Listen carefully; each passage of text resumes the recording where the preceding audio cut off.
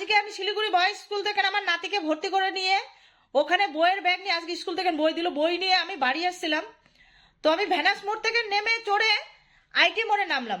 IT মোড়ে আমার একটা টোটোর কাছে একটা ব্যাগ ছাড়া পড়ে গেছে এবং যত বইগুলো আজকে নতুন দিয়েছে সেই বইগুলো ওই ব্যাগের টোটোর মধ্যে ছাড়া পড়ছে। টোটো তো চলে গেছে, আমি এইদিকে টোটোর পয়সা দিচ্ছিলাম আর এদিকে টোটো চলে, আমার নাতি নামলো। তো আমি নেমে বললাম যে কিরে তোর বইয়ের ব্যাগটা, তো দেখছে বলছে না নামায়নি। তা পিছন তাকিয়ে দেখছি সোজা ডম্বস্ত স্কুল ওই দিকে টোটোটা সোজা চলে গেল। তো ওখান থেকে না আমি ডম্বস্ত অব্দি আসলাম এসে টোটো ধরার জন্য, তো পেলাম না।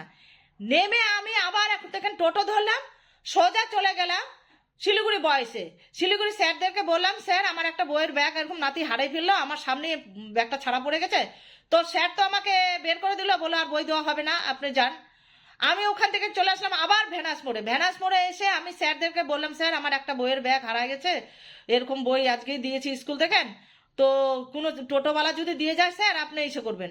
ওখান থেকে না আমি ভ্যানাস মোড় থেকে হাঁটতে হাঁটতে আবার আইটি মোড়ে যত ট্রাফিক ছিল সবাইকে বলতে বলতে আসলাম দয়া করে কোনো টোটোওয়ালা যদি আমার বই একটা পেয়ে থাকেন আমার নাতির, কেবল 7-এ আজকে বই তো দিবে না স্যাররা, আর আপনারা যদি দয়া করে পেয়ে থাকেন যে কোনো টপিকের কাছে আপনারা দিয়ে দিবেন, আমি ব্যাগটা পেয়ে যাব। খুব উদ্ধার হয় একটা বাচ্চার ভবিষ্যৎ নিয়ে।